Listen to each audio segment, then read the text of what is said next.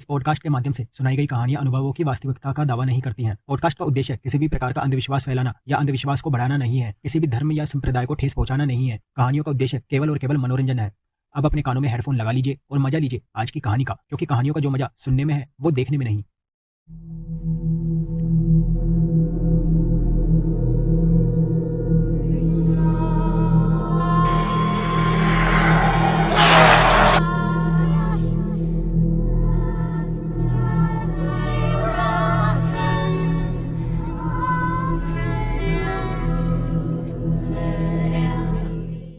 डर, घबराहट और खौफ ये हर इंसान के अंदर होते हैं और इंसान इन्हें अपनी कमजोरी मानता है।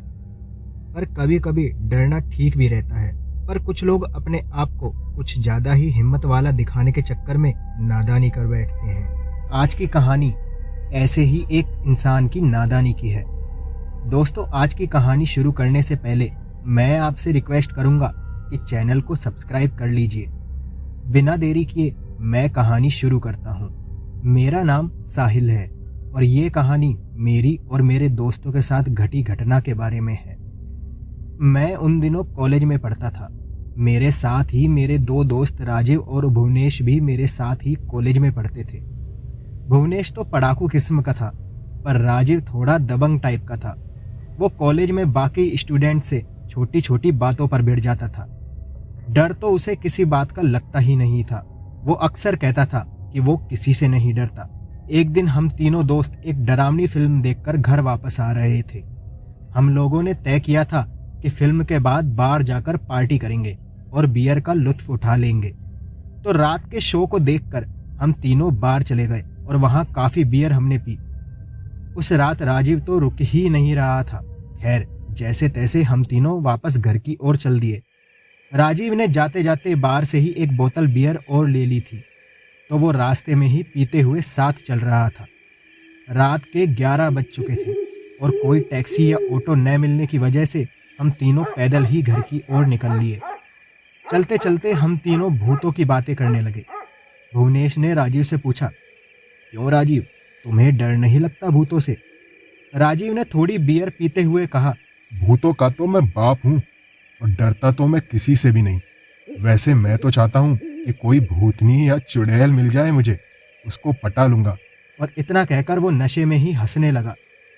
मैंने दोनों को चुप कराते हुए कहा, देखो, अब आगे ही शमशान है और हमें उसके पास से गुजरना है और रात का टाइम है। अब इस तरह की बातें करना ठीक नहीं है।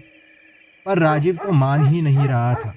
वो बकवास करने लगा और नशे में भूतों को और चुड़ैलों को बुलाने लगा। हम शमशान की बाउंड्री तक आ गए थे। तभी राजीव ने बाकी बियर एक सांस में पी ली और लड़खड़ाते हुए शमशान के अंदर चला गया। हम दोनों उसको रोकते रहे, पर वो अंदर जा चुका था। उसके पीछे पीछे हम भी शमशान तक चले गए, पर अंदर घुसने की हिम्मत हमारी नहीं हुई। हम बाहर से ही उसको बुलाने लगे, पर राजीव पर तो अपनी फालतू की हिम्मत दिखाने का भूत सवार था। वो शमशान में इधर उधर चिल्लाता हुआ घूम रहा था। कोई है क्या? क्या यहाँ कोई चुड़ैल या भूतनी है जो मेरी आज की रात रंगीन कर दे? चलो, कोई भूत ही सामने आ जाओ। देखो, तुम्हारा सबका बाप आया है। शमशान में एक जगह से किसी की चिता जलकर बुझ ही रही थी। बस हल्की हल्की लो दिख रही थी। राजीव को जाने क्या सूझा। वो उस बुझती चिता की तरफ गया और उसने उस चिता पर पेशाब कर दिया। हम उसको रोकते रह गए, पर उसको जो करना था उसने कर दिया था। फिर हम बाहर से ही उसको बुलाने लगे। तभी शमशान के अंदर अजीब सी आवाज़ें आने लगी, जिनको सुनकर भुवनेश और मैं घबरा गए। आखिर राजीव गेट तक आ ही गया। हम उसको खींचकर अपने साथ लेकर चल दिए। रास्ते में हमें बार बार वही शमशान वाली भयानक आवाज़ सुनाई दी और बार बार एहसास हुआ कि कोई तो है जो हमारे साथ ही चल रहा है। खैर, हम जैसे तैसे राजीव के घर पहुंचे और उसको घर छोड़ने के बाद हम दोनों भी अपने अपने घर आ गए। मैंने टाइम देखा, रात के 1 बज रहे थे। तभी मेरा मोबाइल बजा। हेलो हेलो साहिल बेटा, मैं राजीव का पापा बोल रहा हूँ। तुम जल्दी से घर आ जाओ और भुवनेश को भी साथ लेते आना। जल्दी आओ। अंकल, क्या हुआ? आप इतने घबराए हुए से क्यों लग रहे हैं? राजीव को कुछ हो गया है बेटा। बस तुम जल्दी घर आ जाओ। मैं फटाफट भुवनेश के घर गया। भुवनेश का घर मेरे पड़ोस में ही था और फिर हम दोनों राजीव के घर चले गए।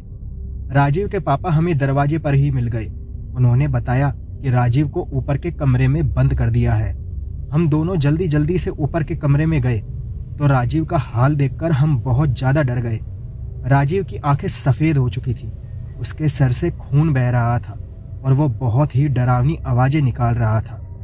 राजीव के पापा ने बताया कि घर आते ही जाने इसको क्या हुआ, अपने ही हाथों से इसने अपने सर के सारे बाल नोच दिए और अजीब अजीब आवाजें निकालने लगा, अपने सर को दीवार में मारने लगा। मैंने मुश्किल से इसको ऊपर के कमरे में बेड पर बांध दिया। राजीव के पापा को मैंने पूरी बात बताई। राजीव के पापा को तभी जाने क्या सूझा, वो फौरन घर से बाहर कहाँ जाने के लिए निकल गए और मुझसे राजीव का ध्यान रखने को कहे गए। कुछ देर बाद वो वापस आए तो उनके साथ शहर के बड़े मंदिर के पुजारी जी साथ थे।